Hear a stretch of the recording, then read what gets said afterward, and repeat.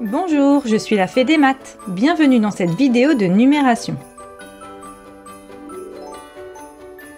Ensemble, nous allons apprendre à encadrer une fraction entre deux nombres entiers consécutifs.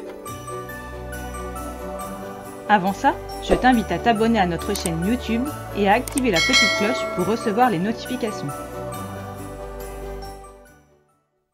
Voyons donc comment encadrer une fraction entre deux entiers consécutifs. Encadrer une fraction entre deux entiers consécutifs signifie trouver l'entier juste avant cette fraction et celui juste après. Pour cela, il suffit en fait de trouver le nombre d'entiers reconstitués avec les parts correspondant à cette fraction. Ce sera le premier entier. On peut s'aider de la table de multiplication du dénominateur, comme dans la leçon sur la décomposition en somme d'un entier et d'une fraction inférieure à 1. Tu peux aller la voir pour avoir une explication plus détaillée. Voyons un exemple.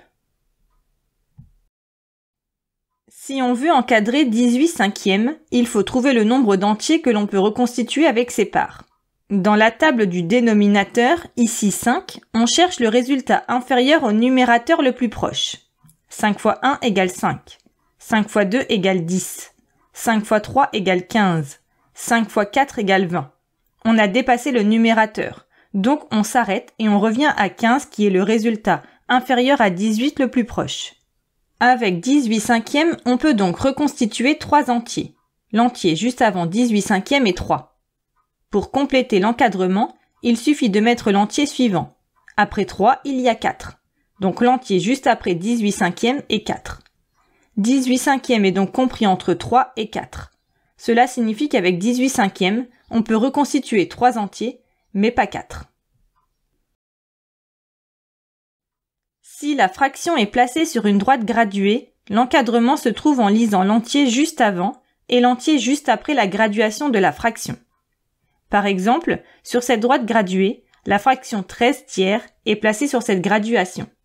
Pour trouver son encadrement, il suffit de partir de sa graduation et d'abord de remonter jusqu'à l'entier le plus proche. Il s'agit de 4. Puis, de repartir dans l'autre sens pour trouver l'entier suivant. C'est 5. Sur cette droite, la graduation de 13 tiers est entre celle de 4 et de 5. Donc 13 tiers est compris entre 4 et 5.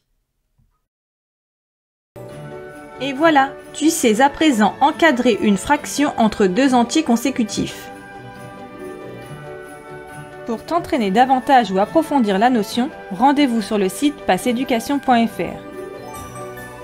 Tu y trouveras des fiches d'exercices, des évaluations, la leçon et bien plus encore. À bientôt!